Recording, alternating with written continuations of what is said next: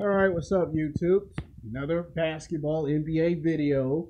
This one's gonna be the Los Angeles LA Lakers versus the Utah Jazz. It's gonna be the Magic Man. No need to be in fear, cause Magic's here. Magic Johnson versus John Stockton. Yeah, this is the battle of the point guards. It's got to be done again. We're very close to being finished with the basketball series. When I'm finished with this episode, the next one's going to be Bill Russell versus Dennis Rodman. Battle of who gets the most rebounds. Before we get to that epic final video of which Olympic basketball team was better. The one that Magic Johnson was on or the one that Kobe Bryant was on. So stay tuned. We got 2 more videos and then this series is over. But until then, let's get into the video, shall we? Now, his real name is Earvin Johnson, and he was given the nickname Magic Johnson when he was playing in college basketball in Michigan. Nice hometown kid, blessed with a lot of God-given talent, was multi-talented, played basketball and baseball, ran track in high school, and he went to college in the 70s, and Earvin was a good kid. Nice kid. We all know that Earvin played for Michigan University, where he met his future rival, Larry Bird, in the national championship college basketball game, where he won his first national championship title, and he defeated Larry Bird at the College of Indiana. And then I think in the 1970s, I think either in 1978 or 1979 NBA draft, he was selected and picked by the Los Angeles Lakers. And from that point on, Magic never looked back. Showtime was here. He was with players like James Worthy. Kareem Abdul-Jabbar would soon join them later on, and this team was now a force to be reckoned with. Magic won his first basketball game and shook and hugged the hell out of James Worthy or Kareem and said, "We got 80 more games coming, quit hugging me." And Magic did what Magic does best, win basketball games. But one of the best basketball games that Magic had in his whole entire career was the 1981-1982 NBA season, when he had a chance to show the world that not only he's a great point guard, Magic can play all 5 positions, and he did it in one basketball game. He was the point guard. He was the shooting guard. He was the power forward, the small forward, the center. And in that game, I think Magic put up 30 points, 10 rebounds, 20 blocks, made all his free throws, and won the Lakers the game. And I can't remember who it was against, but he did dominate in that game. And let's talk about his rivalry with Larry Bird, a.k.a. Larry Legend. Woo! A nature boy! I just like to do that. And the Boston Celtics. Those classic matchups, those rivalries. Magic and Larry Bird made those rivalries so entertaining and fun that today's NBA doesn't even compare to the games back in the day. I mean, Magic put on a show. Larry was the opposite. Larry was like, "I'm coming for your head. I'm here to win games, go to the championship game, and win a title." That's how serious Larry was. And Magic was like, "I'm the Magic Man. I'm going to come take you to the Magic Thrill Ride. And I'm the Magic Johnson. And I'm going to show you a good time." You know what I'm saying? That was Magic. And the championship rounds were tough, but they got through them. Finally, Magic managed to win his second NBA title. And then there's that classic scene in the 1983-1984 season when you can hear the commentator say, "It hurts when it's not your championship ring." Larry finally got his second or third championship ring and Magic was crying. But we all know what happened in the 1985 NBA championship. Magic managed to get his third ring. And then we got to the 1986 where Larry Bird won a third title. He was trying to do it, but he couldn't in '85. But Magic won 85, and then we saw what happened in 86.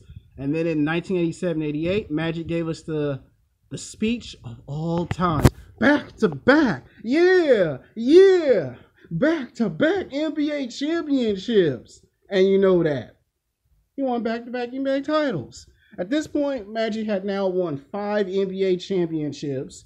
At this point, he had played about 10 or 11 years of professional basketball. He was coming up on his 12th season in the NBA.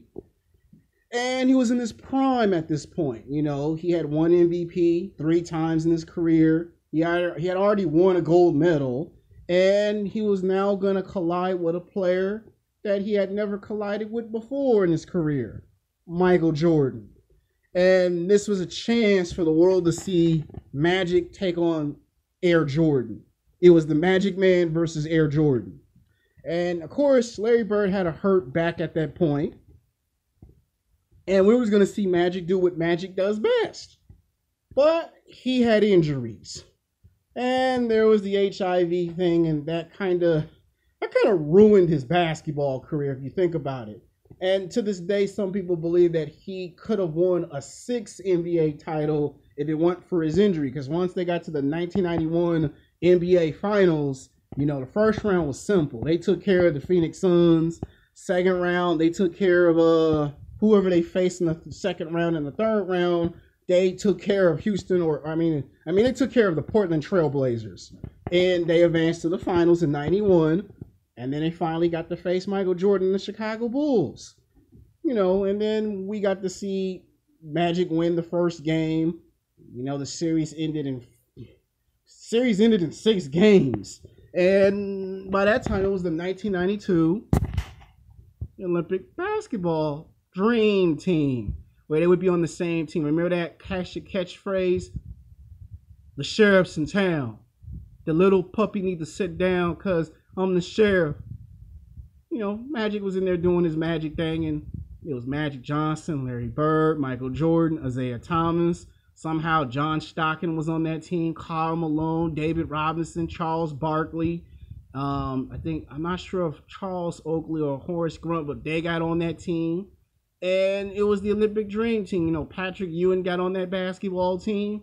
And they was going to go to the country and take on those teams' best. And Magic won his 2nd gold medal. And, of course, won the 1992 All-Star NBA MVP. And then respectably retired from the NBA again. And, of course, he went into different business ventures, like as every great player. And then he wanted to come back in the 1990s and have another shot, because he never truly finished his NBA career. And like Michael Jordan, some people wish Magic had not came back and tried to, revive his career. He played like maybe 20 or 30 games. Like, first he wanted to coach the Lakers. And for some reason, the players weren't responding to him. So he thought the only way he could respond to them is by playing with them. And by the way, that's where Michael Jordan got the idea from. He got it from Magic Johnson. Magic first coached the basketball team and then played for the team that he coached, where in Michael Jordan's case, he was the general manager and then he played for the team that he managed. It's funny how that happens. He tried to play in the 1994-1995 NBA season. I think around 96, around that third time, he just retired again because, this time people were complaining, will I get blood on me or whatever, and Magic didn't like no more of the complaints, so Magic quit again. When basketball fans were beginning to turn away from the Lakers, Magic gave the Laker fans a reason to watch again, but at that point, it was not the same Magic. He got heavier, he got slower, he still had knee injuries, and he just didn't play the same as he did. When he had his classic matchups with Dr. Julius Erving, who played with the 76ers, the Boston Celtics, Isaiah Thomas and the bad boy Detroit Pistons. Those were NBA matchups that Magic had. And then, of course, there was that controversial thing that came from Karl Malone. That wasn't easy to deal with. And, publicly talking about how Magic had his nice little little escapades. I mean, he's human. We're all human. We all make mistakes. We all do things on our job that we don't pay attention to, and then later they can cost you opportunities.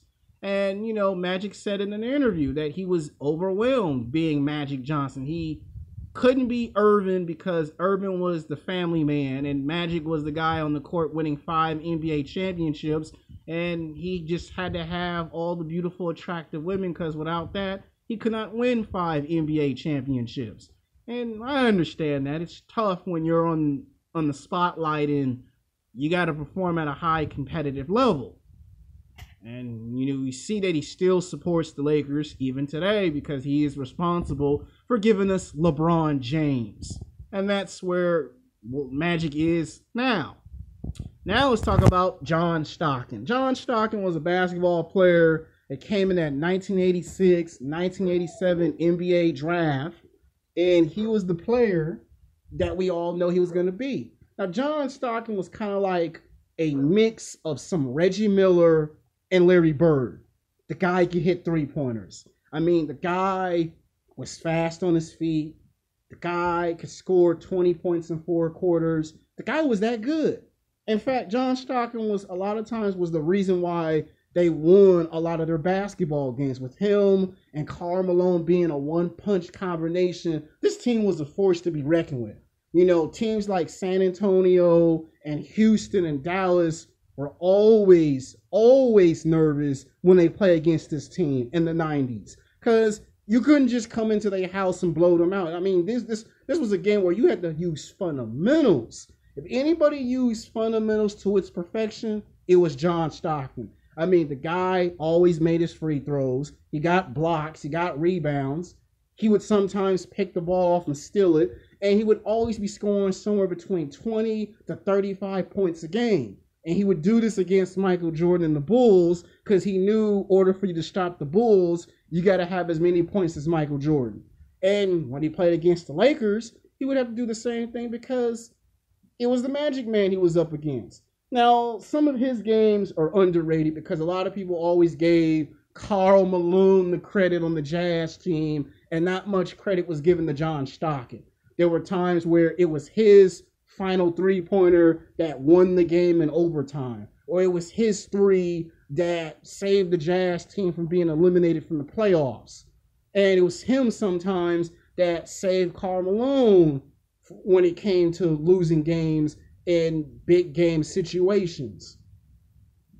And of course, his best performances were always in the NBA playoffs. Whenever Karl Malone was hurt and couldn't play at 100%, John Stockton played so big that John Stockton was not afraid to guard people. That's one thing people don't understand. He wasn't afraid to guard people. I mean, he wanted to prove that he could do more than just be a point guard, and he had his time to do that in the NBA. Had a long longevity NBA career.